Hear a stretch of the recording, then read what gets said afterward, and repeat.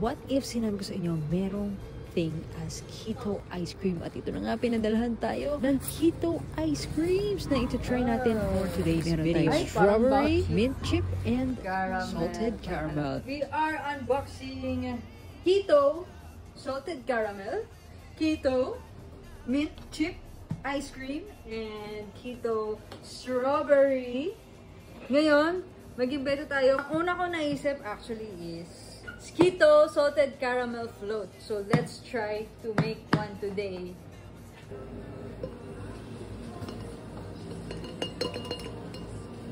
Ang cute naman ng pass.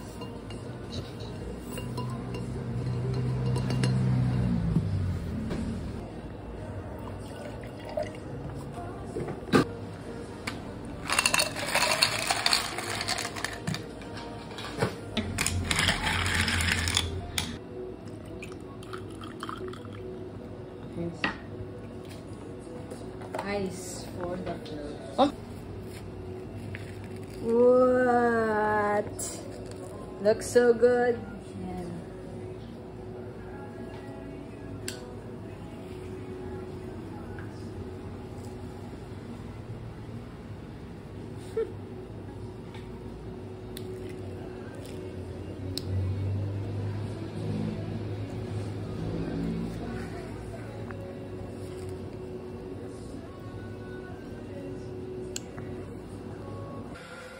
tikman muna natin.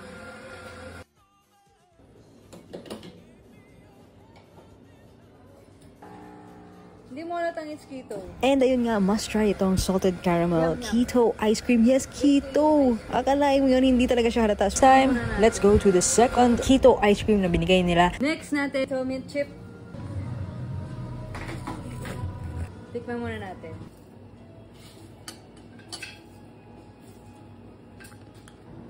I don't know what to do with this. Pa. Mint. Choco chip. Choco chip, mint. Latte. Let's try.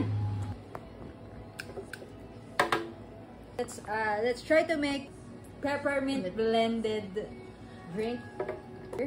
I don't think this will count as keto, but since this is actually a big help kasi dahil nga low in sugar content siya. Gagawa namin siyang low carb instead of keto. Let's see how this will taste.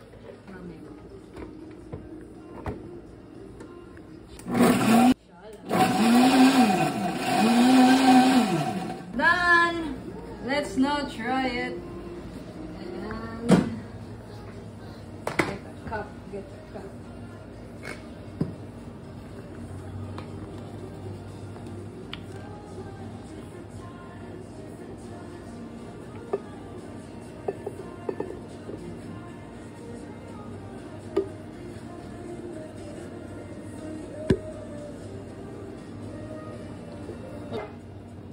Taste test.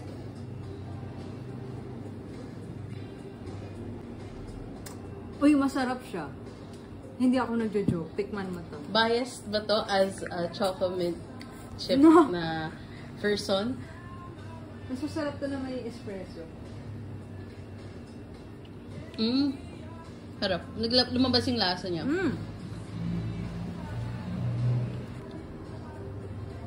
Ilang tikim ka na, ma'am?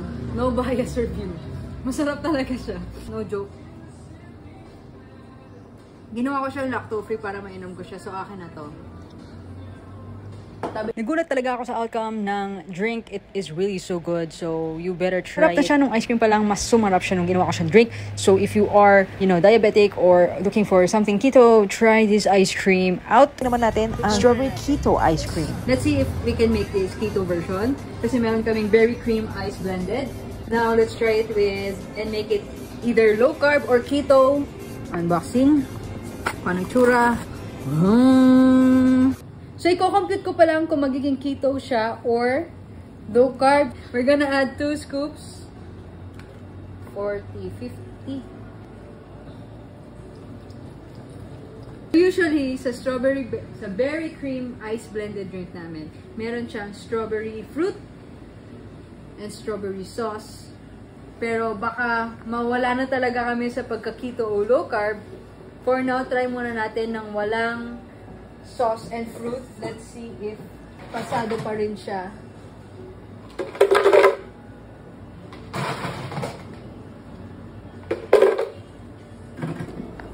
Blended. Iwan ulit na.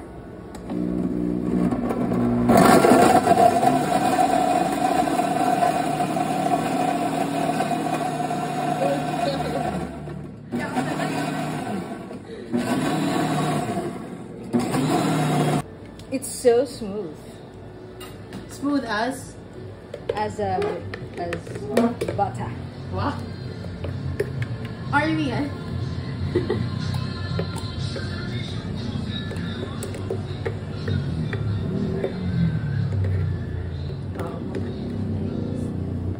Ano? Ayan.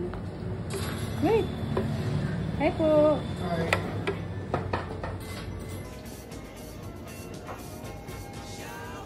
Oo nga, parang Yakult. Ayun na nga, kung plainly just ice cream, hindi siya maglalasa masyadong strawberry. So I had to add more strawberry sauce para lang maglasa pa siyang strawberry. At dahil naglagay tayo ng sauce, it fell under the low carb category. At dahil may pumasok na customer at nakipagtsikahan na ako sa kanila, hindi na ako nakapag-record. Pero overall, all of the ice creams that we have tried were so good. Kahit na mag-ice cream ka lang. It was fun finding out the perfect recipe for each ice cream. And thank you again, Keto Pine Philippines, for sending these ice creams, and follow for the next.